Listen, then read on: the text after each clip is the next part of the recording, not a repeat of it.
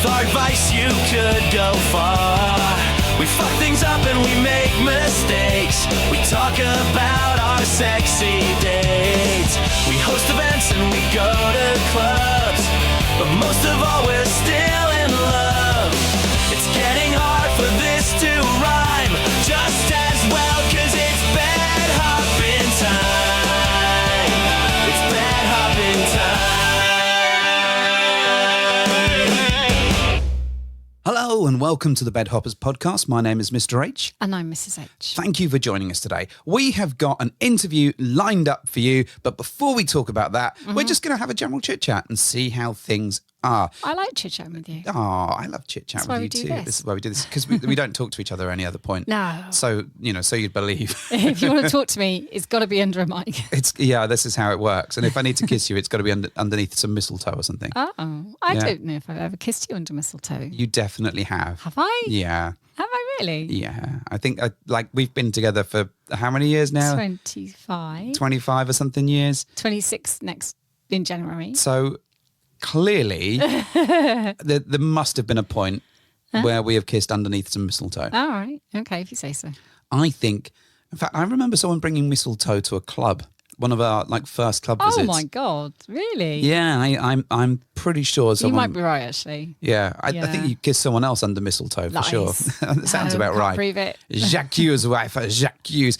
Anyways, thanks for joining us. We thought we'd just waffle on a little bit and give you some preamble before laying up what is a really fun little interview. What's been going on in our lives? What has been going... Well, so we're in like a... I'm in a detox.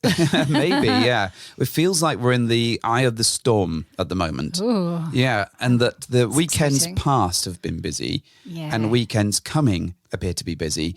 But this moment right now appears to be calm, manageable. Yeah. We've got control of it. We've been out doing like shopping for our thrifty Shades of Grey event. I made some progress. Yeah, you finally got some stuff. I've got a thrifty outfit. I'm very excited. The challenge is, I think, like going to thrift stores or, charity shops or whatever, there's lots of stuff for women. Yeah. Not so much stuff for men. Well, there is stuff for men, but it's generally seems to be rejects from like camping stores. Yeah, I don't know why. like I don't need some of that stuff. And it was quite interesting because we visited, I don't know, about 8 or 10 of the buggers yesterday. And none of the men's stuff was appealing in the slightest. So, but I did all right. Yeah, you've done all right. And I do have an outfit, but the outfit looks so much like something I'd wear anyway. Maybe. All right. So but isn't that the idea? Well, kind of, yeah. But I was like, I want something sparkly and awesome and you always flashy. Want Yeah, I do. And awesome and flashy. So maybe I need to go to like, I don't know, like a gay district somewhere and look at the charity shops there and see what they've inherited. In the assumption that, massive sweeping statement that gay people dress better than straight people. You want something sparkly, basically. Yeah, I want to shine as bright as you clearly will when you've got your silver ball gown or whatever it is that you've got on. I'm very pleased for it. All that stuff. Very pleased. You've done very well on your charity locations. Yeah.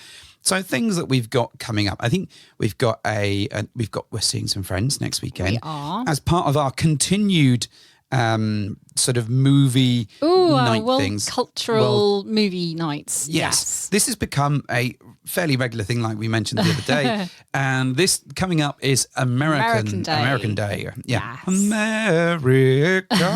So you're challenged to find a sexy American film, right? Well, so I think... There's plenty. So of the three of us watching these movies, two of us have already made a decision on which movie it should be. I'm going to watch it.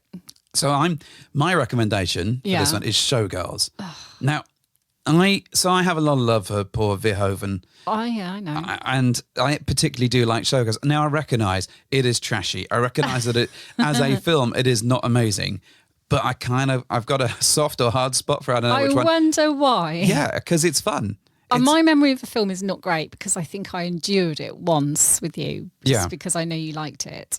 I vaguely remember there being a scene in a swimming pool. Am I making that up? No, that happens probably. Is there a scene in a swimming pool?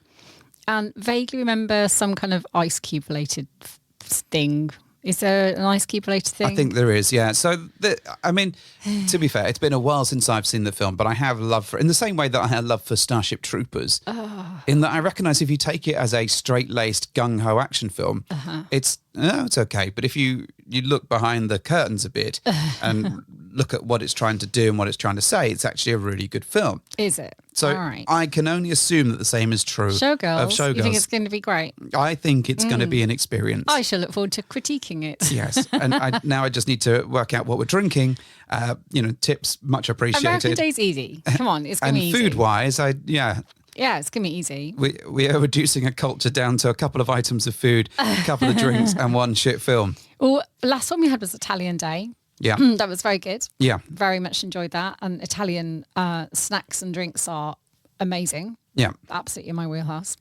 And we watched, was it Imama tu Tambien? Correct. Yeah. And no, that was Spanish Day. No, that was Spanish Day. Yeah, we what watched was Italian Day? Oh, Paprika. Tinto Brass. Paprika. So yes. that was cool. That was good to watch. Very titillating. Yes, very tittillating. Now, I have a question for you. Oh. Right. Now, not related to this necessarily, just jumping onto a different thing because, me. Go on then. Yeah. Now, we had, in the last couple of days, some sexy videos from someone. Oh, we did. How do you feel about that? How do I feel about it? Yeah, how do you feel about that? Because we have traditionally steered clear of not receiving, but we've kind of... You mean pic swaps and stuff? Yeah, we kind of tend to not worry about that so much. Occasionally there's been a picture of us looking mad and naked. Like, hey, we were in the hot tub. And naked. Yeah, or hey, we were at an event, or this is us, and this is what this is our outfit. But we don't typically share sexy things with no. people as a visual media, do we? Yeah, we don't tend to do. In fact, we don't tend to even take that. I mean, it's been a while, I think, since we've taken any sexy pictures. Yeah. So, I mean, I would argue that every picture of you is, of course, sexy, but you would not agree. I do not concur. I know you don't agree. But how do you feel about that? What's your take on this? All right. So I genuinely do. You're right. I do shy away from kind of not explicit particularly, but just generally sexual images being put in front of me. Yeah. Unless I've sought them out myself. But if I'm going to seek them out myself, that's very much a solo activity, I think. I don't tend to kind of, if I'm in a chat or some kind of platform where, people are sharing images daily, there's normally a designated channel where that can be shared. And therefore it's not given to me unless I go and look for that in that channel, which is easier to cope with because I don't really want it. Okay. Now, the reason for that, I think, is because I don't ever like the feeling that what we do is in somehow debased in some way and brought down to the fact that we can't cope unless we're regularly seeing images of, cocks and pussies and stuff. All right. And I don't like the association that as a group of people, we are fed by visual stimulus. I much prefer, as I've said before, the cerebral connections that we build ourselves. Now, that's not to say I don't appreciate a good picture and can appreciate the art behind that and the sentiment behind that. But I generally don't receive these things well. I go, oh no, I don't want to see that because why? I would rather see it myself in reality and undress somebody and get to that point myself. But let me interject here. Go on then. But you're talking about, because I guess we're talking about a couple of different things. If you go on to, for example, a chat group that we're in, could be ours, could be someone else's, and you see a picture pop up on that, you're very likely to go, ugh. That's not because I think the picture's bad. No, but it's just the way it makes me feel. Yeah, but there is that is within this thread is going to contain naughty pictures and that's what you're going to see space, right? Uh-huh. And there is, regardless of that, there is an amount of eye rolling from you. Not the kind of sexy, oh my God, I've just come eye rolling, but the, they're posting sexy. Yeah. Is it different though if people send you those direct? So I'm not talking about people that have just kind of sent you hey, on Twitter, hey, here's my cock or whatever. No, I know what you mean. Is it different if people friends or people that we have sexy adventures with send us something? Is that different? So if it was, now this is an interesting one. If it was sent to just me, as in here, I think this is something you'll enjoy seeing because it's based on a connection that we may have. Yeah. All right. It's not my normal go-to method of stimulus, but if it's shared in a group which you are in, as in we're both in that, Yeah. it's quite interesting. My reaction is very much, oh, I wonder if he's turned on by that. I don't. That's your entire reaction. Yeah. So are you turned on by that though? Sometimes. Yes, depending on what it is. But I can't really vocalise what I'm trying to say. It's Well, almost, that's great for a podcast. No, I'm trying to. But it's almost like, not competitive, but it's almost like we're both recipients of these things. And I'm almost kind of guarded as to whether I display a level of interest or not, because that then they may determine what happens next. If I went, oh my God, this is really hot, let's go and have sex while we watch it, right?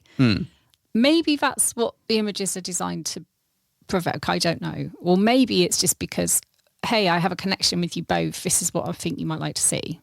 I don't know, but I don't know how you feel when you get them, but you probably go, well, that's really hot. So I worry more about what your interpretation of the images are. what are you worried about? I don't know. And that's the interesting thing. So I don't know if they put me on my guard because I then default into a level of, not jealousy, that's the wrong word, but almost like there is only one reason why you would be shown images, right? yes, Potentially. Well, The design to give a reaction. Get What? a reaction. Make you feel a way. Did you say give erection? No. It's designed to make you feel a certain way. Otherwise Yes, you might well, share a picture of your dinner. Well, I think there is obviously any picture is designed to make you feel a certain Yeah. way. I think sometimes there is a showing off. Sometimes Yes. there is a this is what I'd like to do with you two Right. or whatever. And Yeah. sometimes there's a it's a tease. Yeah. It's a this is what you could have been doing right now. Yeah. And sometimes it's I think you'd like that. This like I'm doing something which I think you would enjoy. Here it is. So I there's a million other things that reactions that you can have to this stuff. In terms of whether I like them, it's interesting because generally people know that you do not like them. I don't tend to get pictures. Right. I rarely get pictures or videos or whatever, particularly if it's in a group. Not that I'm in many other chats, and the chats I am in with people that I've been on single dates with or whatever, they are not spicy because I know that you don't want them to be spicy. Not particularly. Not hidden ones that. No, because I don't have like spicy chats without you. No, I that's what I'm saying. Yeah. So I'm assuring you that they are not spicy. So therefore, when I do get anything through, I'm like, oh, and it is exciting. I like, I'm quite visually stimulated, and it's like, oh, that's sexy. I like that, and I also like the fact that someone has taken time to do that for us, Right. or me, or you, or whatever. Okay. So I'm like, oh, this is a treat. This is nice. This is sexy. Do I immediately want to go and like have sex because of it? I don't know. Depends on what's being sent. But it's so rare for that to happen that I'm like, oh. And it's interesting that your reaction is so guarded because I'm like, oh, that's hot. I will respond in the chat and say, that is sexy. That is a hot thing. I like it. And I don't know what to do. I go, I understand this is a sexual image or video, but I almost feel like I need to watch that alone, not because then I can just, I don't know, do something about it, but more because I don't know how to react with other people watching my reaction. Does that make sense? But so I don't know how to receive it without feeling I'm being judged for my reaction, even though I know I'm not. But I feel like that is true of you on so many different levels. Yeah, probably. Like even like watching like our World Cinema Days. Yeah. You will like be very much about watching the art of the movie rather than the titillation or whatever it might be with it. And it's fascinating to me that you kind of you don't want to respond in that kind of way. And like I was like, wow, this is hot. And then it sort of reminded me that we're like, we haven't taken any pictures for a long time. And I was sort of starting to wonder why that was. And I'm very conscious that, you know, for you've been sort of going through some dietary changes. Yeah. And you've lost quite a lot of weight, like quite a lot. But I also think you've been battling like menopause. So you've not been feeling sexy. No, not at all. And not been feeling particularly inspired. So it's quite hard to go, hey, sexy wife, let's go take some sexy pictures. Because you've always been predisposed to roll your eyes and go, oh, but you're even more so now. And I think, interestingly, sort of the last week or so, we've certainly noticed that changing your meds, and I'm not going to bang on about meds. People have probably heard about that enough for at least an episode. I think you've certainly seemed a bit more interested and a little bit more alert to sexy things going on. Yeah. So I think we are getting into a space where you're a bit more inclined to be like, oh, okay. And interestingly, yesterday when we got back from our charity shop adventures, very sexy charity shops, and you were trying on your clothes, you were very happy to pose and show yourself off a bit and show off your new clothes. Actually, and that's a really good indicator for me to say, actually, you're getting back into a space where you're feeling confident about yourself, but also you want to show yourself off a bit more. Yeah. And my reaction having seen that video was like, all videos, they were really hot. I was like, oh, that is very sexy. I'm like, oh, that's fun. We should do something. And I would have been very happy to film something and return it. Right. But also, you know, in my head, I'm like, well, I need at least 7 different cameras and I need a lighting setup and I need to. I'm not great at, as you say, showing myself off. No. It's just not something I'm comfortable doing. Not even if I look banging, I still don't feel comfortable doing that because for me, it's an element of showing off. And that's not me. You said, I mean, that it seems that you find that some of this is very base and very. Can be. And I think you don't what we received wasn't, to be clear. No. What was received was very, very nicely done and really sexy. But you don't like to put yourself in a situation where you seem to be hungry. Yes. That's and a really I find good that way of saying it. I find that really funny because you can be quite hungry, and I've seen you almost predatory. Ooh. Like out there, like, you know, when you're on the hunt, and I've seen you do that a little bit, not very often. So you can get into that mindset. Okay. But not necessarily from pictures, and I just find it endlessly fascinating that you're kind of. Okay, I got another analogy. Okay. It might try and explain what I mean a bit better, and we won't go on about it because I appreciate this is like just a preamble to other people talking. Yeah. But anyway, my last point on this. So if we were to watch a film together, a normal film, not a sexy film, just a film, and it's a film that has something really, really moving and sad, and it's going to make me cry. Okay. Even the fact that I'm going to show an emotion like tears or upset, I still feel like that's not something I should be allowing other people to see sometimes. So if I was to cry in a film because it's sad, even that I kind of think, oh, I should turn my head slightly so you can't see I'm crying.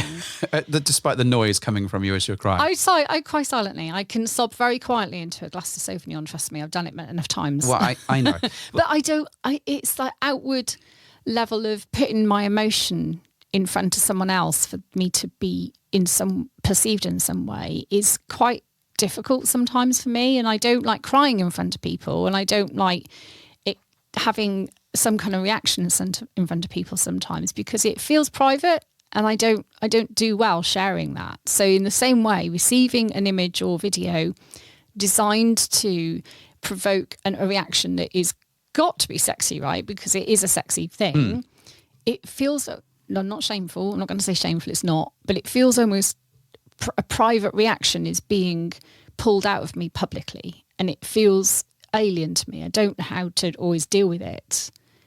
Even though I could look at that and go, that is really hot. It's actually making me feel very sexy, and let's go do something about that.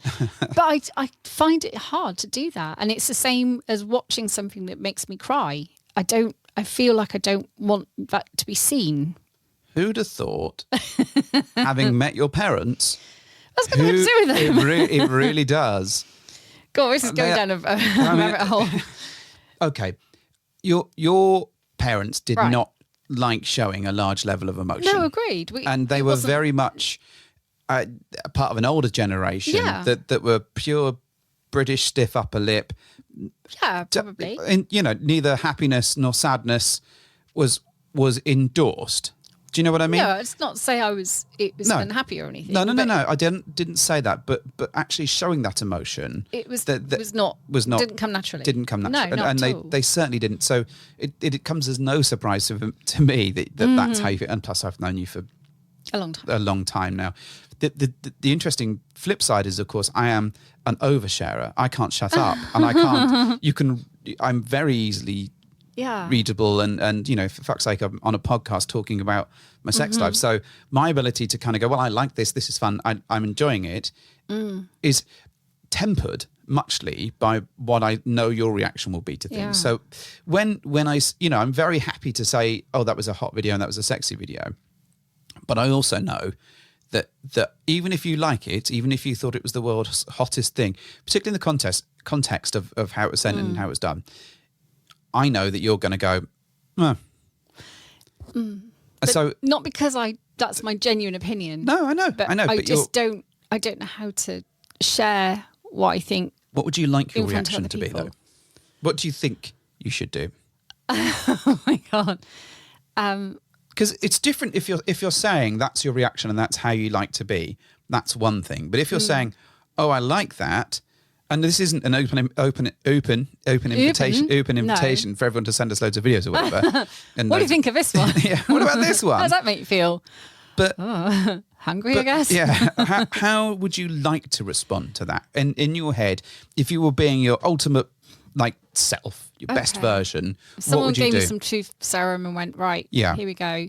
I think I'd probably like to be able to express how I'm feeling about what I've seen or heard or been told in a more or just in a way that's not kind of shrouded by embarrassment or worry or concerned about perception, and even to the point, I think, where that's probably why I don't do well with dirty talk, because I can't help but get my head into a zone of don't you sound stupid, and why are you saying this, and maybe you're not doing it right. I don't know. This is just years and years of stuff like that I'm hardwired to just not share things like that without overthinking it. Does that make sense? I absolutely get where you're coming from. I think this again. And I wish I could be in a point where I don't do that. You absolutely could be. I think you can. This is the sort of thing that I suspect counselling would be useful for. I don't want counselling. Well, okay.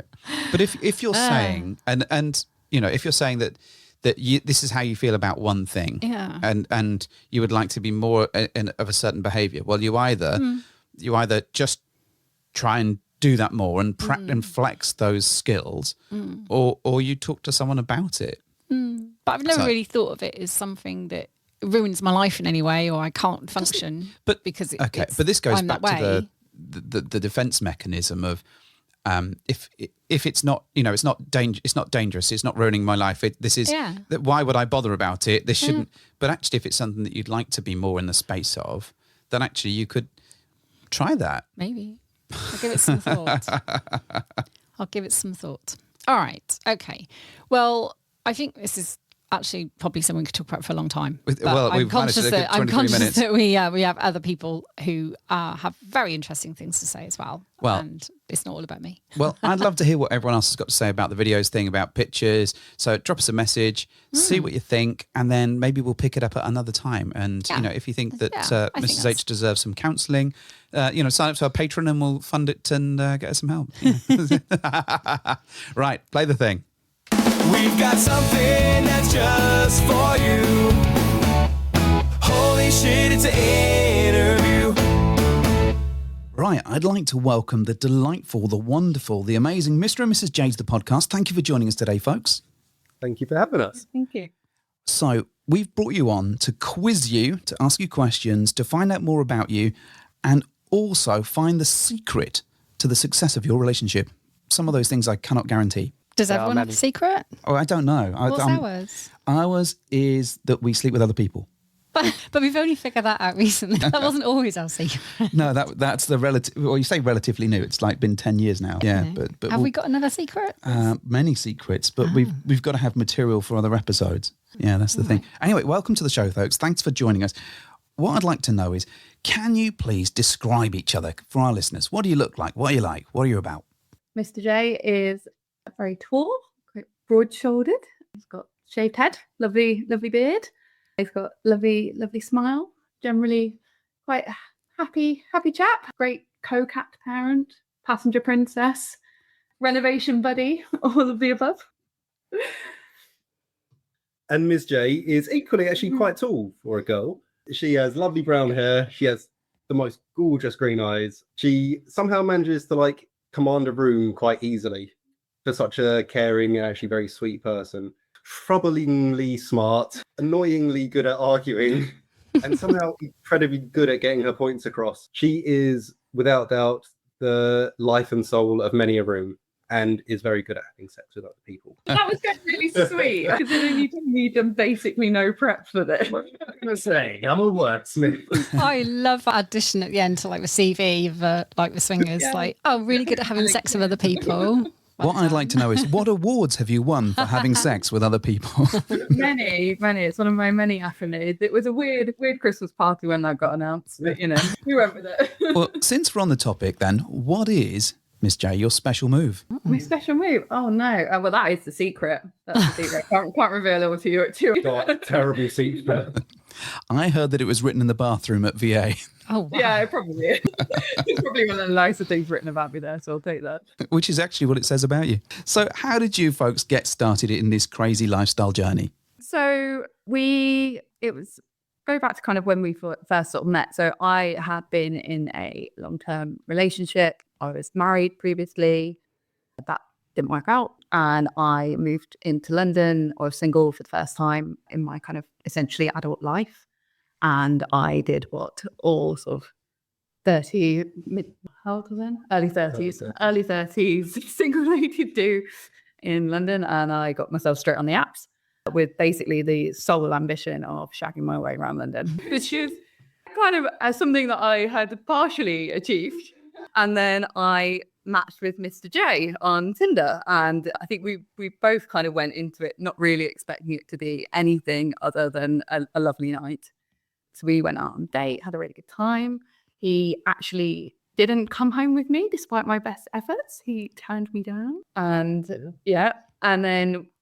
but very quickly we organised another date, started to sort of see each other. And I think where I'd kind of been in this long-term relationship for such a long time, I was quite keen on exploring my sexuality in terms of bisexuality, but also just kind of generally, and having not really had that opportunity for quite a long time. We kind of talked about a lot of things that we liked. And one of the things I had on my sex bucket list, as it were, was to go to a sex club. And I sort of mentioned to Mr. J, would you be interested in this? And we kind of had a lot of chats about it. And so probably for the first sort of few weeks, it was quite about the sex, to be fair. And I think we signed up to Le Boudoir as you have to sign up as a couple and, get verified and check you're a real person and all that. So we kind of did that about a month into our relationship, and with the kind of, this is going to be something really fun we're going to do together. And then very quickly after that, I think we kind of both realized that actually this wasn't just sex, and it was, go on. I would caveat that and say on the first date, I almost said I love you. Oh, that's adorable. I didn't, because I wouldn't have made it to a second date. It would have been a very funny story going forward. You asked me very quickly that it's like, yeah, this isn't just sex. There was a chance that maybe those were the hours. Anyway, so we signed up and we kind of go did. And then I think we kind of just we signed up and then just sort of sat on it for a year, really, while we sort of just got to know each other and kind of, sort of became a couple, really, didn't we? And did all this sort of that thing you do when you first get together and everything like that. And just really kind of got to know each other really well. And yeah, it was lovely. And then I traveled quite a lot for work. I'd been away for a few weeks and had come back, and it was maybe a week or so after I got back. And we just sort of sat on the sofa on a Saturday, and I was like, oh, do you think we should go to this sex club tonight? It was that. And we'd had a lot of kind of pillow talk about what we kind of thought about, but we hadn't really gone much beyond that, other than we thought this might be a fun thing to go and do together. And we'd had conversations about, you know, what that might look like, but I don't think we've really kind of had our eyes open to what almost like what was out there. So yeah, so we kind of got dressed up and went along, and then I'll let you take over from here. What's your favourite part? So he had a very fun first visit. It was everything I think we wanted it to be. And then the next day we went out, we played mini golf as a little reconnection and stuff like that. It was very fun. And Miss J drove us over. We got, had a great time, got back in the car, and she turned to me, quite wild in the eyes, and said, "Which one makes the car go?" And taught me how to drive completely, because like we were kind of speaking about the night before and kind of like how fun it was, and she just completely lost all sense of how to do anything. She's been driving since she was 17 as well.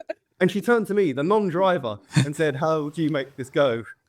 Well, yeah, I always kind of took that as, this is good. I can't really, we can't really turn back now. Yeah. And I don't think we have really kind of looked back from it. I think, I think, obviously you've had guests on the show before who've kind of said, just how many great things come from the lifestyle and stuff like that. And yeah, I guess no one really talks about the dangers of forgetting how to drive. No. Well, I have a very lovely blonde lady flagged to that. Oh, but there's some lady whose name we never found out. So a cautionary tale then, you might forget how to drive if you have a really good night at the first club you go to. That sounds like a pretty good night. It does sound like a good. Can I ask real quick, when you went to Boudoir, were you going with the intention of just seeing what was there and maybe watching and maybe just playing with each other, or were you open to the idea that other people might be there that you may end up being with as well? So I think we kind of kept it quite open. We knew we weren't ready we didn't even know the term for it then. We knew we didn't want a full swap. I think we knew we liked, and I definitely, I think we kind of went in with the intention of like, this is a great chance for Ms. J to kind of, get the practical side, sexuality and stuff, the boots on the ground action. A practical diving certificate, okay. Exactly, yeah. But yeah, so I think, we both knew we wanted that. And, I was quite keen on like, soft swapping in general and stuff like that. I had a really good time. It was great. Yeah. Yeah. And so just to kind of answer it, sorry. No. I was going to say, I think just to kind of answer your question, we kept it fairly open. We kind of knew we weren't ready to full swap, but we definitely went in with the intention of like, we want other people to. Yeah. I think we didn't really know. So we actually, after that night, I kind of did what I always do and went into full research mode and read absolutely everything I possibly could, and that's how we found your podcast and everything like that. So we kind of got, after that, we sort of understood a bit more what we could talk about, if that makes sense. I think before that we didn't really know what we were going into. I think we were a little bit naive, weren't we, really, as well? And that we kind of went there, we chatted to loads of people. It was really great. Everyone's so friendly and everything like that, as well as the sexy stuff. It was really good to kind of get to know people and chat to people.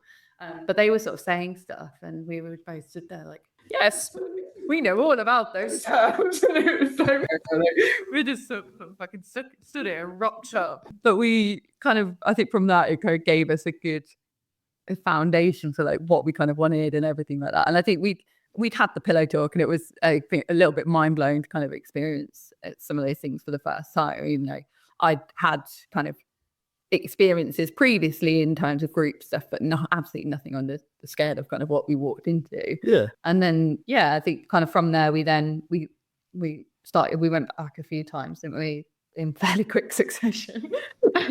And then they knew us quite well. Yeah. Then we realised that it was cost us an absolute fortune, and then it had to be a different way to do that. We didn't even, we didn't know about like, I hate it, but fab or anything like a swing hub, anything that before kind of somebody told us. I mean, we were quite lucky though that LB has got like, they've got a side and stuff like that. That was so that makes it a little bit easier. It's not a cheap night out at Le Boudoir, though, is it? No. I mean, for us, we've got the getting into London and staying part, but Le Boudoir itself it's a high-end place, and you pay the money to do that. Yeah. And I think we kind of, it really helped that we treated it very much as like, this is quite a nice night out for us. Like, you know, so we were treating like, that was a big paid marriage. Yeah. Yeah, you had to earn it. Should we explore that, how she earned it? I don't know. There was a deliberate... So what I'd like to know, so you've been doing this for a bit now. How would you describe your dynamic? What are you looking for? What do you go for? What's the plan? When I sort of say we didn't really know what we were talking about for ages when we first started, we were like, we're not swingers. We're not like having sex with other people. So, but I think we would describe ourselves as swinger couple, bi femme, straight. You, but we meet up with, you know, we're quite happy to kind of meet up with most people, to be honest, in terms of kind of thing. We have met single guys, met single ladies. Yeah, we're fairly open, aren't we? The kinds of opportunities. Also, we realised we really like group situations. Someone found themselves. So how long did your soft swap rule last then before you progressed further? Probably like a couple of months. I think a couple of months. Yeah. It was our third visit, so probably not further experience. It's hard. So about $6,000 in, you finally we've got better get our money's worth. And then, you know, we decided we were ready. Oh, I remember years ago. Do you remember years ago when we had this whole thing around, no, we can't possibly do more than soft swap. It's got to be like steps, you know, like base 1, base 2, base 3. Are you talking about my infamous likening it to a video game? Yeah. Like leveling up. Yeah, like level 1, soft swap, and then you take the Super Mario mushroom and you can full swap after that. And then, you know. Yeah, then we had this whole conversation about me going, no, I think actually full swap's probably easier to navigate than soft swap. Yeah, but I think people find their way differently, don't they? Yeah, they do, for sure. Although I think you do like, this is one of those things that Carolyn often puts on the podcast, just because occasionally we'll get another person reach out and go, I agree with her. She's just wanting that validation now. It's been more than the odd person. Thank you very much. We kind of were open to it, weren't we? And then we had arranged a private meet that fell through. And then we were going to LB on Saturday anyway. So I think we were both kind of very, like, we not talked ourselves into it, that sounds wrong, but, you know, got our heads around it. Totally. I had the gun loaded in against your temple. And then and then we got that. But yeah, I think like it is a big thing. Obviously, it is a big thing. But I think in my head, it felt like a bigger thing than it was after. Mm-hmm.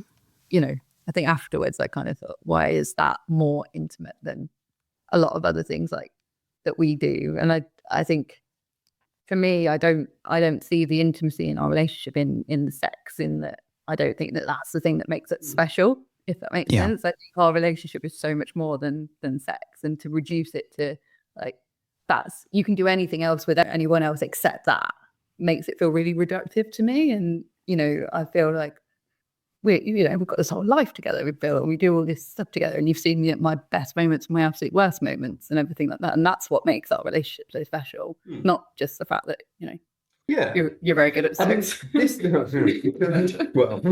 is something I kind of struggle to get my head around a little bit at first. And it was because the idea of a soft swap to me seemed less intimate than kissing. And it was something that when we first started, I was very much like, oh yeah, I don't really like the idea of like, obviously, like, you know, kiss other women, that's great, I love that, whatever. But it's like, I didn't like the idea of you kissing other men. Yeah. And then it wasn't until Ms. J said to me, it's like, well, you know, that is a big thing for me, because, you know, it's essentially how, and you know, that like, you know, you get that attraction kind of thing. And I was like, I think for me, it was kind of like that. Oh, well, I do understand that. And you don't want someone to then lose something because of, and well, it is an insecurity, isn't it? It's, you know, it comes down to, and what's nice about this whole thing in general is that that will vary couple by couple. You have some couples who really, you know, agreed that no kissing and stuff like that. And I think it's just about kind of like finding those compromises and having those conversations about, okay, you know, can we find a way for this to work for both of us? Yeah. I've seen you kiss plenty of women, you have a lovely time now. It is interesting though, because when you look back at your journey, you kind of look back to those early days and you're like, you worry so much about those. I mean, lots of people worry about the steps and how you progress, and you kind of think, oh shit, like even just doing anything at first can be a big big step, and then you kind of like, maybe it's a full swap, or maybe it's, and you know, for us over the last year or so, it's been like having separate dates. And like if you'd have gone back in time and asked sort of much younger ourselves whether we'd ever get to that point, we'd have been like, fuck off, no way are we going to be able to do that. Like, no, never. But you kind of navigate your way, and you become much more comfortable with different things. Some things you'll never get comfortable with, of course, but when you look back, you kind of go, holy shit, we've grown quite significantly, and the relationship has evolved so much. But I can imagine chatting to younger Simon and being like, don't worry, dude, it's going to, you're going to get slightly better at this. Not massively, but slightly better at this. You're not going to get any better at drinking now. Yeah, I am. I'm going to get much better at it, but my behaviour is probably going to get worse. Probably. I can neither confirm nor deny this stuff. So what have you learned about yourselves with this? It wasn't actually, it kind of leads on quite nicely from what you just said there. But as well, it was something you said earlier. And for me, what I've realised is that the social side of things has actually become a very important pudding point for me. When we first started, and this is a direct quote from myself. No, don't say it, 'cause it makes you sound awful. Yeah. You don't say to know exactly what you're going to say. Got to hear it now. I said, No. I said essentially, other people don't matter. They're all just fucking extras. And Oh my God, don't put that in. That's so near. It's like a quote from The Office. I love that so much. That if that's not in an intro somewhere, I'm putting it in. I mean, so what I very quickly found out, and it was, on our first pub visit, actually getting to speak to people, kind of like understanding, other people saying, oh, I'm really excited for you to be starting this journey and stuff like that. People were actually taking a genuine interest in wanting to speak to you and wanting to find out how things are going and stuff. And then since then, we've made really good friends in the States, and, we've got, friends who we just go out with just for socials and, go out and do completely different things, like completely non-lifestyle related stuff. And it's really great to actually, have all these extra people in your lives. Because I was thinking about it the other day, it was like, it's really hard making friends as an adult otherwise. Like, Yes. Friends from school. Otherwise. Not if you say things like, Yeah, like where everyone else is fucking extra. No one's ever going to have sex with us again. Well, like, that's fine. Just do it. Well, yeah, I think that is, for me, that is, one of the biggest things for me compared to when we first started, is realizing just how much I really enjoy and really need that kind of social side of what the lifestyle offers. I'm winning it worse. Yeah, you sound like the Grinch when his heart grows through. Oh, what a lovely analogy. It is genuinely surprising about how those relationships become really important in your life. And I can't imagine our lives without so many of the friends that we've made from this. And there's people that we speak to every day, and if we don't get a text from them, we get a bit freaked out. Not because I'm needy, although I am. You are needy. But that's the way that relationship works. And then there's people that you bump into every now and then, and like you say, you do all sorts of things, and some of it's not lifestyle or sex related, and some of it's just catching up with friends. And I love that whole dynamic. In fact, I almost prefer the social activity and then naughtiness afterwards, because I like that real deep connection with people. I say real deep, but more deeper than just being fucking extra connection. It's going to stick now, isn't it? You have to get a new T-shirt that says we're all extras. Mine's just going to say I am fucking extra. Well, we know that, don't we? No, I think you're right about the social thing, though. And it's something that completely poleaxed us, I suppose, when we went in and realised that we were making amazing friends, like friends that we didn't think it would be so easy to make. And now I know I've made friends for life with people. At least I hope I have. But I just didn't see that coming at all. I really didn't. I thought we'd get to know people, sure, but I didn't realise we'd end up making like really close friends with people. Yeah, to the point where we've been on holiday with people. Yeah. We've met people's children in a safe and friendly environment, of course. But all that stuff, we know people's pets' names. It gets a bit mad when they become so much a part of your life. But then you meet their family and they go, so how did you meet them? And I shut up because I can't lie and I don't know what to say. In fact, we had this quite recently. We were at a friend's birthday and it was a vanilla setting, lots of regular, normal family and some other friends. And we were prepped on how we knew these people, like how we knew them. I'm using air quotes, which is awful as a human being to do that, but you know what I mean. And I briefed them to say, like, if anyone asks, do not let Carolyn answer that question under any circumstances. Oh, crap. For she will fold like a cheap deck chair. I just can't remember. Lo and behold, we're sat out in their garden and someone says, so how do you know them? And Carolyn just turns to me and goes, and looks at me. Have I said something random like a 90s concert? No, or something you stupid? didn't say anything. You just repeated what I said. Like, I was like, oh, we met them because we run events, like 90s based events, because we've done that was it. Yeah. And Carolyn's like, yeah, 90s things. We're like to the point where were you just like repeating the last word of what I said? Yeah, it was almost the don't be suspicious meme. Yeah. Suspicious. Don't be I suspicious. can't lie. This is very, very true. So that's what you've learned about yourselves. What about other people? What have you learned about them? So, I mean, it's pretty similar to what you kind of said, but I think I fundamentally feel that most people in the world are good and have good intentions, and I like to believe that. And, you know, Mr. J believes the total opposite, and he thinks everyone is awful, which may be the difference between growing up in rural Leicestershire and central London, but, you know, we'll never know.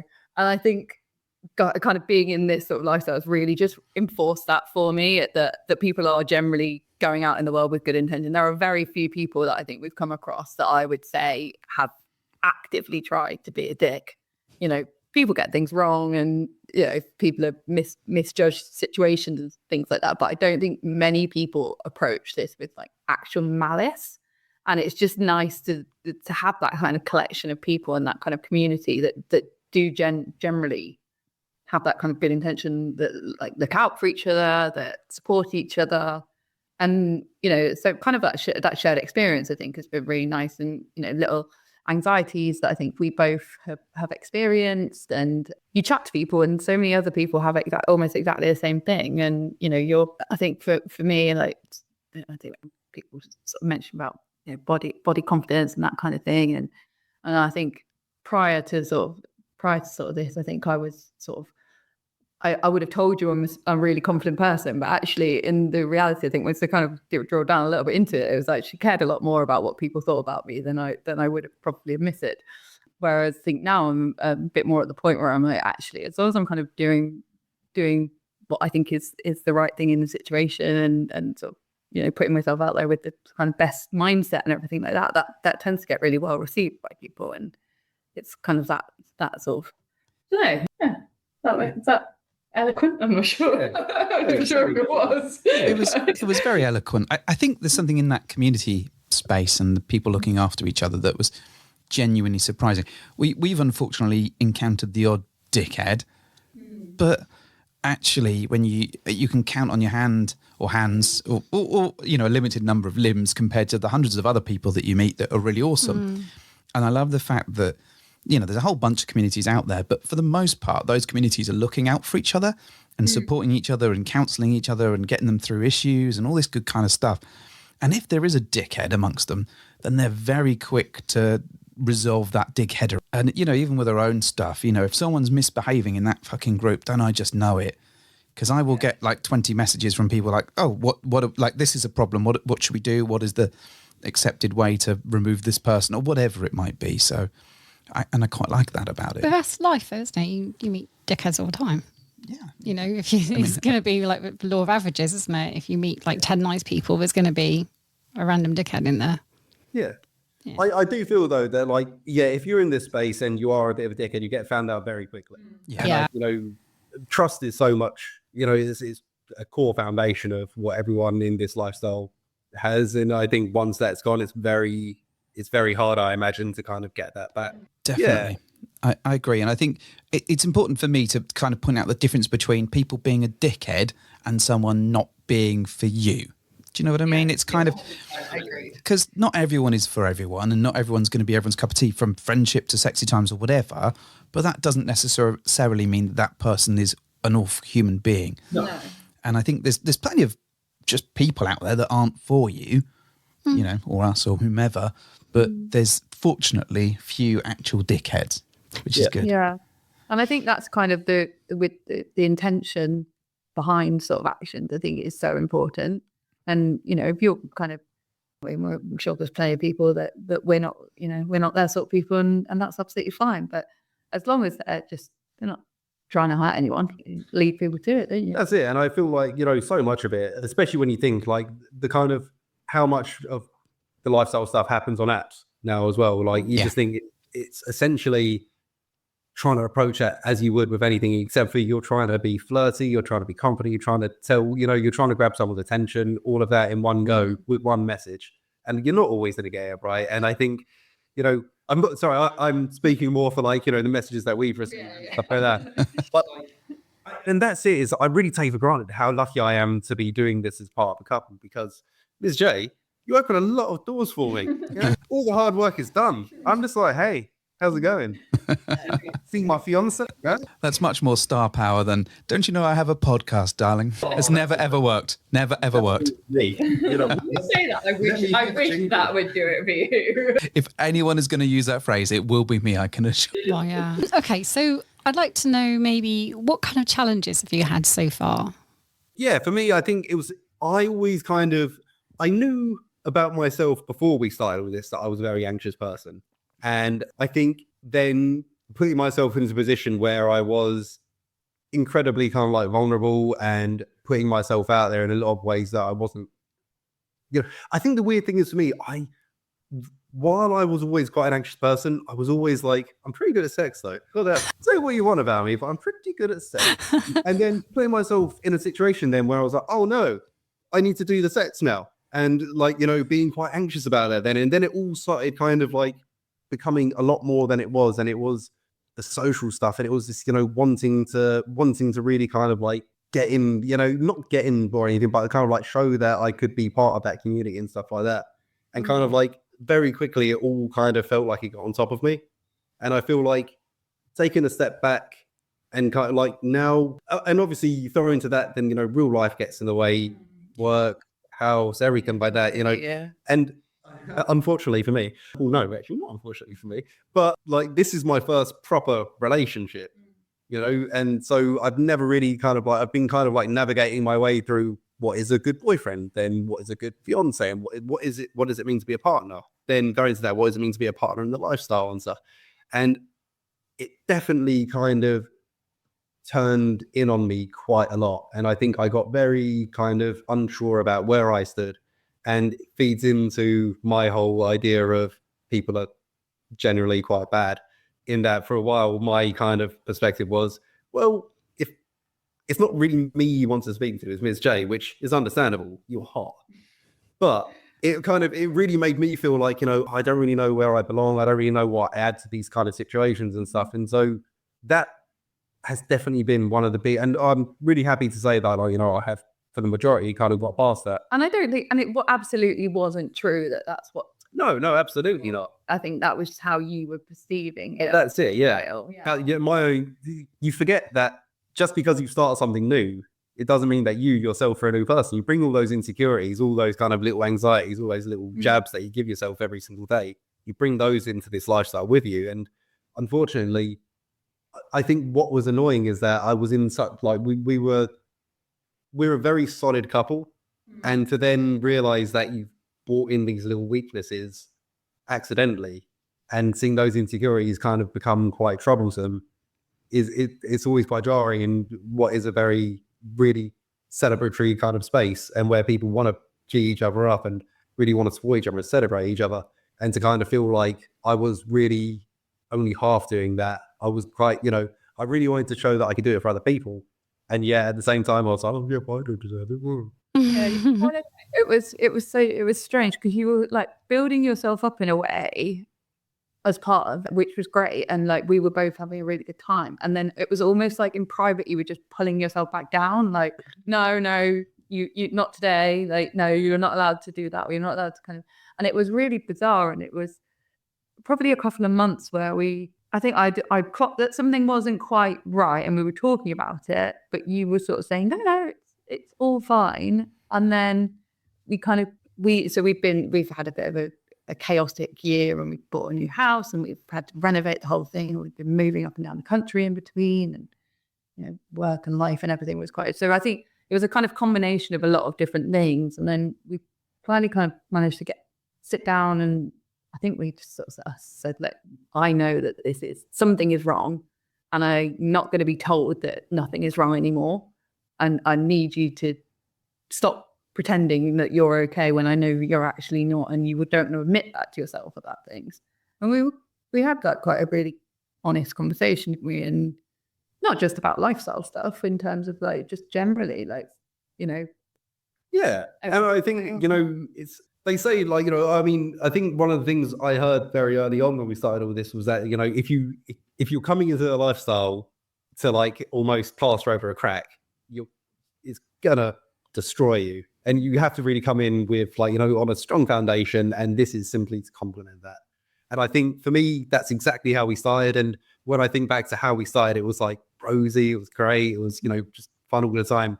And, you know, that moment when life kind of like, it was almost like honeymoon phase of swinging kind of came to a very crashing halt.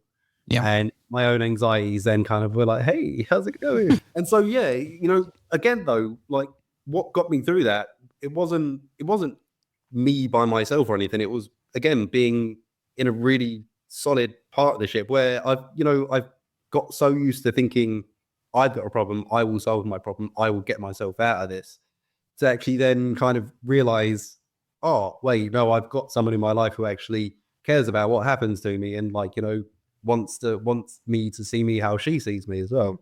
And so when you say it out loud, it seems really obvious, but not for me. I certainly in our earlier days, I've not so much more recently, but I've definitely been in there, and I've definitely, you know, the phrase that always stuck with me that someone used, not about me specifically, but used about themselves, was that they felt like the free Bombay potatoes that you get when you order a curry. And that phrase really resonated with me, because I was like, of course they're coming to see Carolyn. I bring nothing to the table at all. And I'm just there, and, you know, I might as well be the Bombay potatoes that people get. And if they eat them, great. And if they don't, well, you know, that's on them. And that's how I felt for quite a while. And you can slip into that. And once you're in that space, it's very hard to kind of realize the value that you can bring to the table.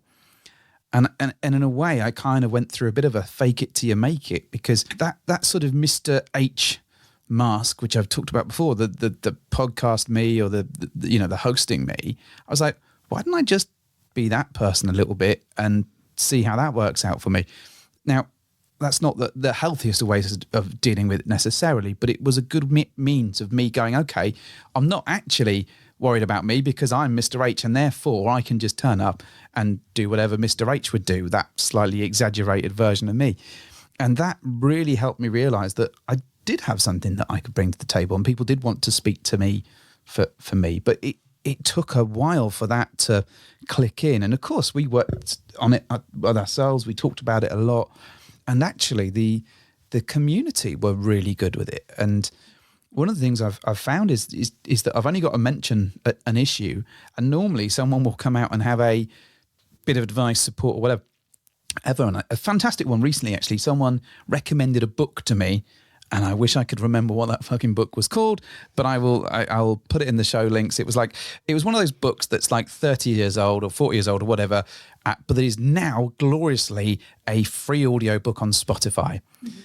And I was like, it was almost like the not the subtle art of not giving a fuck, but it was almost that kind of thing about. You're listening to the Ethical Slut. Is that what it is? No, that's currently what I'm listening to. That's confusing. This is the current book, also free on Spotify to premium users. I'm not you paid. mean you're multitasking, listening to more than one free book at the same time? No. I finished the other book, but it was some really useful advice about not worrying about what other people say, building connections, and sort of going over that initial hurdle of not being able to talk to people in a social environment. The thing is, though, we went into this as a couple, you know, very joined up on, you know, what we wanted to get out of that, and ultimately we went into this for each other, not for one of our benefits, really. So if one of us isn't feeling great, then we stop and we pick up and we work out what needs to be, you know, put right, or what needs to be talked about. So, you know, from what you're saying, Mr. J, you know, Miss J very quickly became quite cognizant that there was something not quite right. And that's brilliant, because it means that you're there for each other and you're doing this for all the right reasons. If you've got a little hurdle, then you sit down and you talk about it.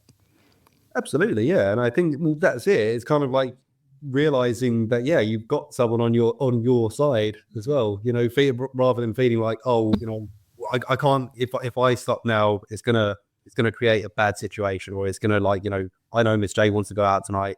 If I don't want to go out tonight, then I'm letting her down or something like that. And that was never the case. But these are the little things you tell yourself. And then because it's basically, it's just that kind of like almost dancing around that martyrdom or like victim-y kind of thing where it's like, yeah.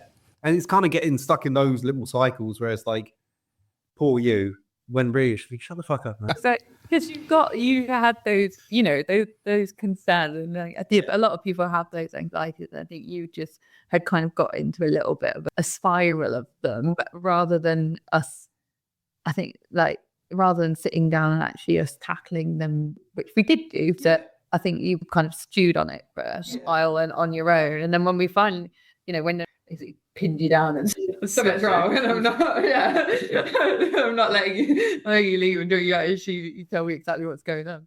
It was a lot easier, wasn't it? And it was like, yeah, well, we can talk. Let's talk these things through in a, you know. For sure, yeah.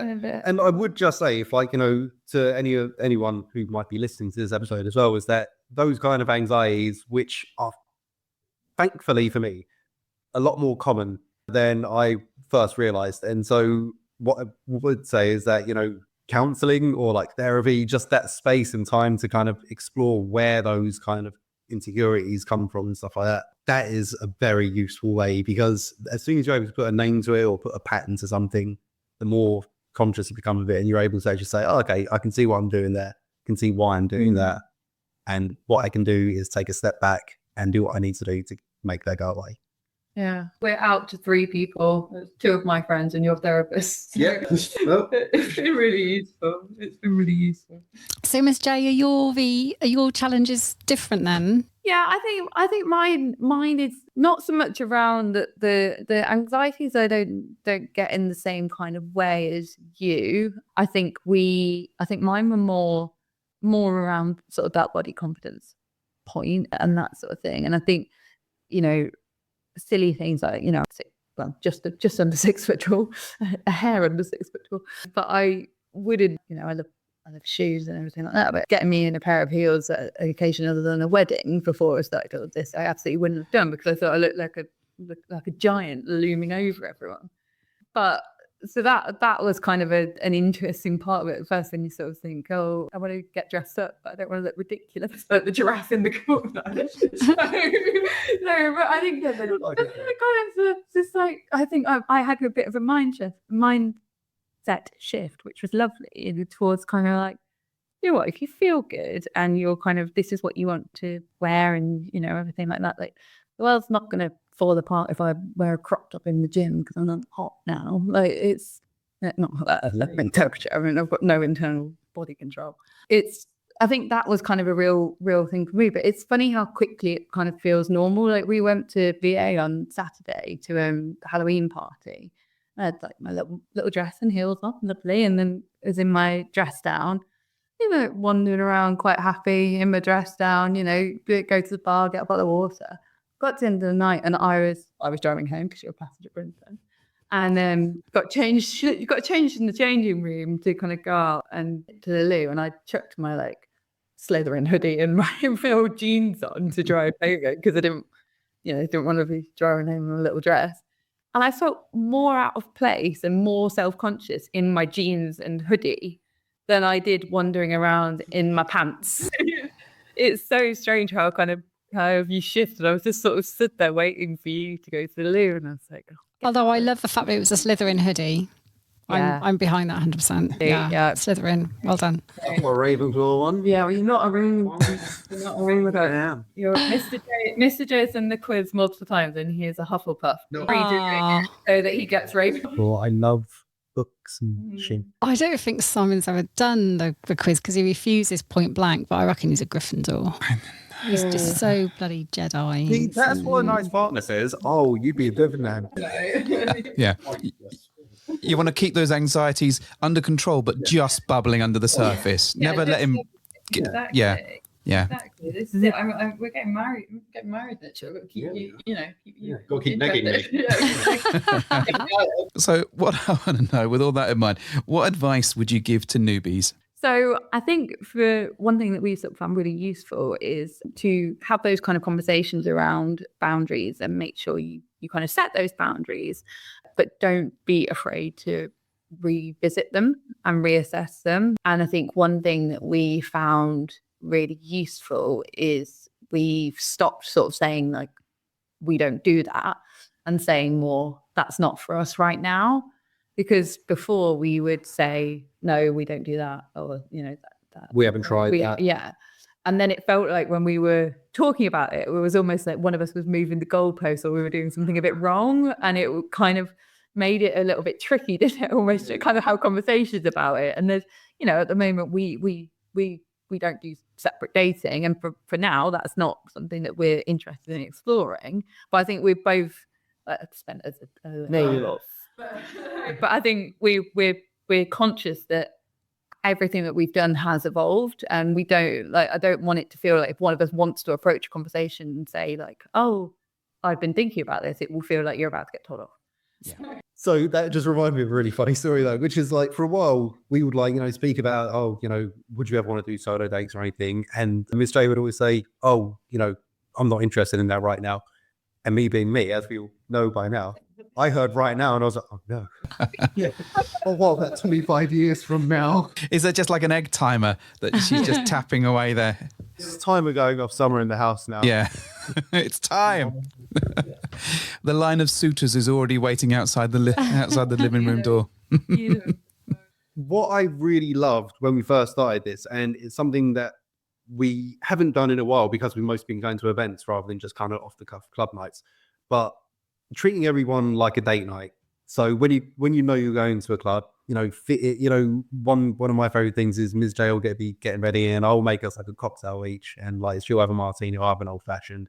You get all dressed up, you go out. We were very lucky that LB was the kind of like nearest club to us when we first started, and so that in itself, it made it feel like it was a big night out and stuff. But it was really nice the next days, and we would we'd go play mini golf like I said at the start.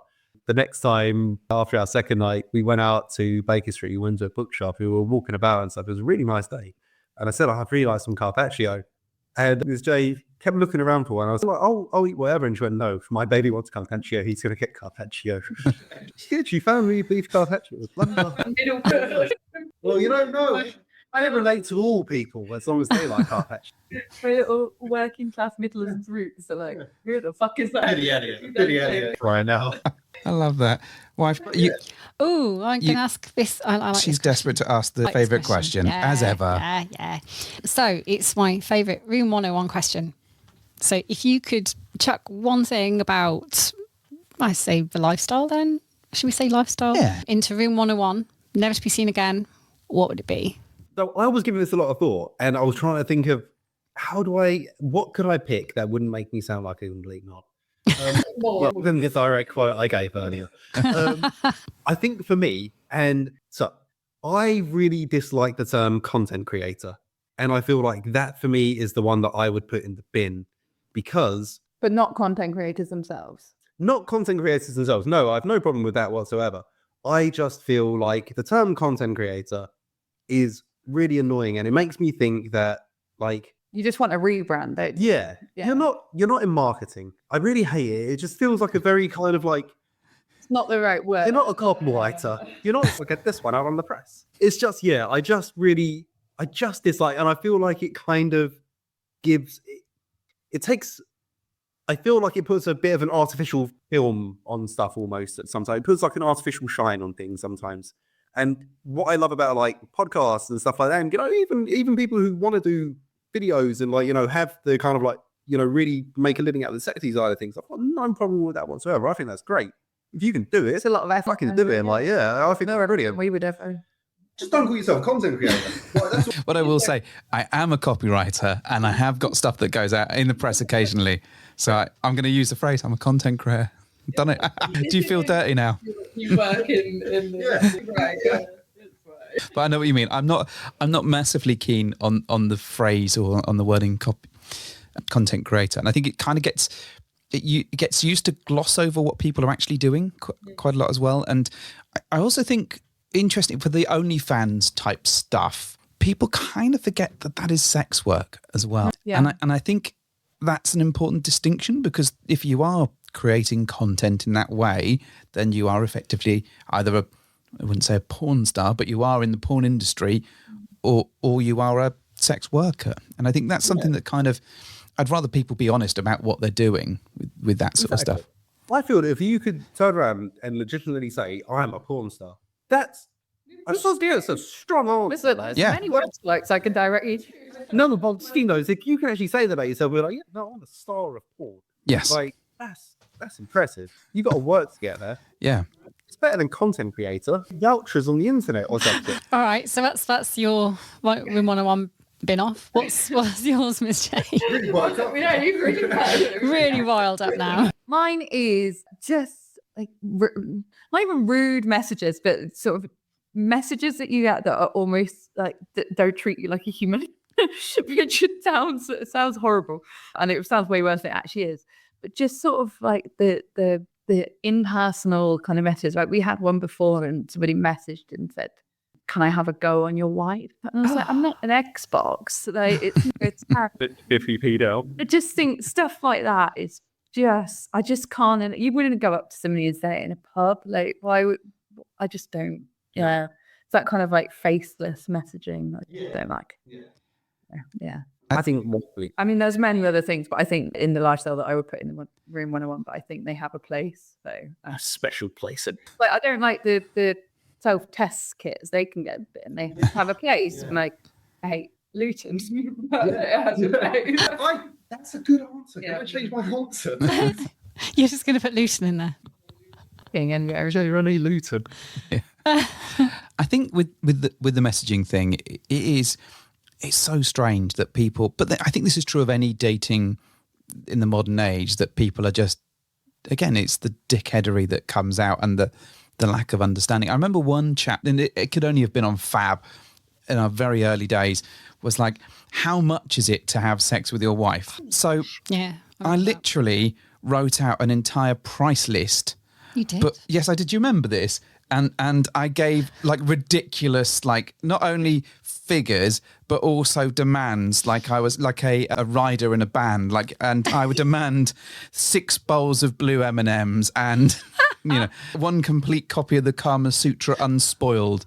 And it was all this, and that was just to talk to you. It was like crazy, like £17,000 for a 3.5 minute conversation plus. And I spent 20 fucking minutes writing this out. And totally worth it. And the response was so lackluster. I was so gutted. I was like, I really want to have like wasted this person's time. Do you know what I want to do now? That message, I want to chuck that into like chat and just say, write me a sulky answer back to this or something, and see what Chat GPT would come out with, because that wasn't around. I literally write for a living. Why are you trying to take my job away from me? But I want to see what it comes up with. Don't take your job away from me. I'm not taking your job away. You did an amazing job. Oh, thank you. That's all I wanted was the praise. This is what this has all been about after all. So what would be your ideal date then, folks? Does it involve beef carpaccio? Because that sounds lovely. I'm going to answer for you as well, seeing as you. No, I'll be honest. So in terms of kind of like a coupley date, meeting people for the first time, I think go for like a nice drink in a pub that has space away from other people, and maybe like a little bit of food, and then I mean the space away from other people is quite key. So like a big beer garden and back in the corner, and it's getting kind of Little boots. Yeah, it's what I love. And then, I mean, ideally, go back to somewhere that has a hot tub, which, you know, I like a hot tub when it's a small group of people. The ones at clubs, best hits. Always make me sweat on that. Something like that, more little drinks. Yeah, see how the night progresses. Very nice. Yeah. I would say you're quite similar. I think, a nice pub, you can never go wrong with. I wouldn't, unless it's like, are you saying like nibbly bits? Yeah, not full meal. Yeah, you can't sit there Three and bits. be having fish and chips. No. I You had a steak once went out for. did, yeah, that was nice. Oh, that's good steak. Well, yeah, I feel like the drink, some nice little like nibbly bits, and I would actually say rather than a game of pool or something like that, where you could.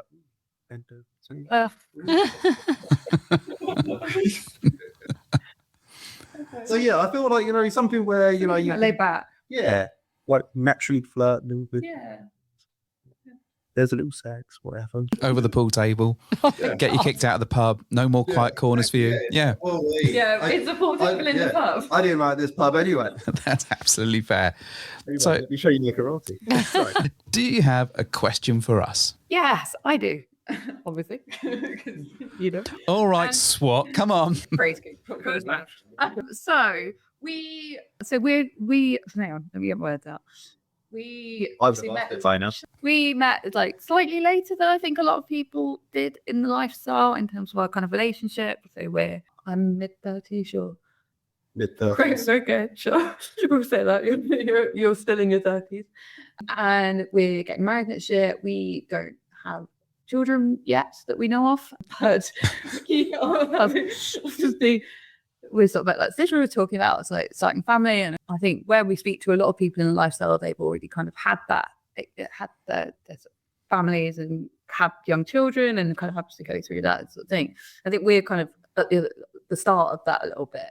I'm just kind of wondered if you had any advice in terms of, not parenthood entirely. It's far too much. It's a big question. Yeah. I guess navigating that kind of the lifestyle when you're starting, when you've got a family all of a sudden. Yeah. Well, firstly, we funnily enough, not that long ago, we went to some swinger friends of ours' wedding, which was interesting. They're relatively out to their friends and family. So when they did, we've got friends and we've got family and other, and we were just sat on a naughty table with a bunch of other swingers who we didn't know, which was quite an amusing thing. Highly recommend it for a laugh. But in terms of the whole parenting thing, we've known a few people that have kind of had kids and then just stayed in touch. They tend to sort of, if they've got like a Fab account or a Swing Hub account, they tend to keep them active, but we're taking a break for children, but we're keeping this active to stay in touch with friends and people that we've met. I'd even go so far as to say that we know some people who have, done just that. They've had a little hiatus whilst they had a baby, which is lovely. And they're just now starting to kind of dip back into things, aren't they? Now and it's quite interesting that they missed it and they wanted to reconnect with it all. So having a family doesn't stop everything. It just means you have a little break and focus on what needs to be focused on, I think, at the time. And then, you might miss it and come back to it. Well, certainly we got the sense, and because we've known a few people that have had children and come back. Very young kids. There comes a point where they're like, fucking hell, I need to adult. Yeah. Like I need to, and obviously the connection between yourselves is critical priority, and they took time to reconnect with themselves after having children, and then we're like, well, that was great, love that. We also miss all of our sexy friends and going out and having some fun, and they kind of, because they kept in touch and maintained some of those connections, they were able to sort of pretty easily come back into that space. But the challenges is then like the babysitting and the first day or first night away from baby. That was a fun one, and all of those things where you just don't think about it if you're not a parent, and then all of a sudden you're like, we've not left the children alone for a late evening, and now we're staying away in a hotel in the middle of like getting your head into that space. We had this whole conversation with some people about the whole guilt factor that becomes very much, a dominating factor when you become parents, and you think, well, actually, you're happier parents and, husband and wife or partner or whatever it is, for making the time to connect with each other in a way that you'll both value. So in a sense, you're doing everyone a good thing by taking that time to look after your relationship as well as being parents sometimes. Yeah. Happy parents equal happy children. They really so do. Going out and fuck people. And even if you only sit in the social space. Find some fucking extras. A little baby shirt that says, find my daddy an extra. Oh my God. You've made it weird. Be available in the Bed Hoppers t-shirt shop by the end of the day. Thank you very much. I'm not sure if our answer helped at all. But we and I think that's, our friends in this, I think they've all got kids, haven't they? Yeah. And that's the kind of the guilt point that they've definitely spoken and that sort of thing. So, Yeah. Well, let's see. I mean, we have cats. We so have cats, yeah. It's basically the same. It's basically the same. It's the same. In Yeah. fact, cats will make you feel worse, probably. Well, it's 'Cause they're amazing jerks. how much the pets cock blockers in general, because you know you have to arrange sitting, and then it's like you worried about them, particularly if they get older. So like Yoko's quite old now, and I'm like sad about leaving her, but at the same point, I also want to go and have fun, sexy adventures. And then if you do bring people back, then there's the weird pet and people mix, which is always an interesting one. One of the pets attacked me whilst in bed with somebody quite recently. Really? Yeah, that was fun.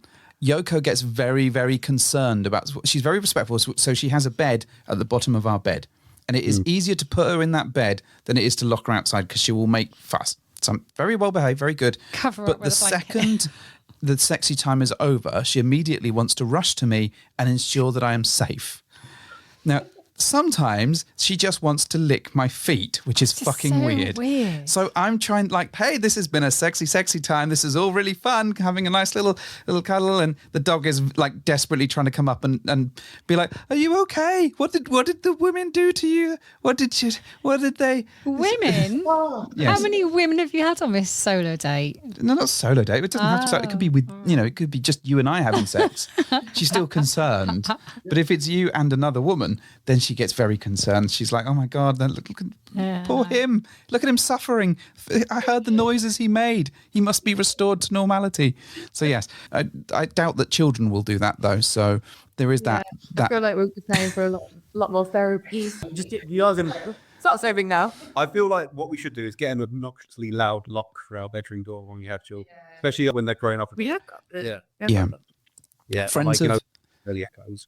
See, ours were a lot older when we started doing this, so they didn't go like rooting around in our room randomly and knew better than to do that. But we've got friends with younger kids where they've turned up with a vibrator in hand, like, oh, I've got mummy's toy. What is this? This is fun. And so I would recommend locks on toy drawers and all those kind of things in the future. Yeah. To be fair, when we were doing the house renovation, we lived between my parents and Mr. J's parents for 7 months. It's a long time. Yeah, which, I mean, the aforementioned anxiety attacks and breakdown may have contributed to it, who knows? But we had our sex box, didn't we? Yep. That we had to keep in the back of the car the whole time, just obviously not Well, bringing it's good to go. which was great until we went to my brother's house and he went to the back and started helping me unload the bags from the car. Never moved so fast in my entire life at the grey box. So one of the great joys of being out to friends and family and colleagues is that we have the people do not look in weird places kind of thing. They expect to see odd things in our house. But also, like, if I'm at work and I'm like showing someone a photo, they know damn well not to scroll, for they will not like what they see. Or they might. Well, they really, it is. But they shouldn't see and what they they almost see. prefer it now if I hold my phone and don't move it and scroll it. It is like a very good situation for me at work. Tell the story about when we were getting the cement blocks home before we finish up. Which story? When we had to get the really long. Oh yeah, the sex box came in useful because I forgot to get we had a new fence fitted and I forgot to get the fence posts delivered and had to go and buy 6. How long were they? 6 foot, 6 foot fence posts and try and fit them in the back of an Audi A3, which did not go particularly well. And was trying to work out how to close the roof, close the boot with these posts sticking out the back, and remembered that we had the sex box in the car. Tried to use a variety of scraps to tie the boot together, which still did not work. Anyway, And then I had to. No, you went and got yourself a Kinder Bueno. I went and got myself a Kinder Bueno, cried, Yeah. and then we. And then we got out of it. Yeah. It's fully understandable. A Kinder Yeah. Bueno can fix a lot of things. Yeah, it's Yeah. only a step marginally down from crying over a Sauvignon. Sit down, shower, cry. Yeah, that's fair. Kinder Bueno would do the job. Well, I just want to say a huge thank you to you both for coming on to the show. It's been an absolute delight. This is the bit where I wrap up. How exciting, right? It means you're nearly done. But what I do want to know is, where can people find you? Do you want people to find you? And where should they look? Are there any sites or any, you're creating any content these days that people should be looking at? Should they look in the back of your car? Yep. So the best place to find us is on Swing Hub, and our username is JJ City. So just 2 letter J's and the word city. Yeah, we like talking to people. We love meeting new people and stuff like that. And yeah, I mean, we've actually been going to a lot of different clubs lately as well. So Yes, we are on Fab as well, but I hate it. So if you want an answer from both of us, Swing Hub is definitely the one. If you want to talk to me, then Fab. It's the same usernames on both. So yeah. Brilliant. Well, thank you very much for coming on. Wife, do you want to do your thing? I do. Well, thank you for hopping into our bed.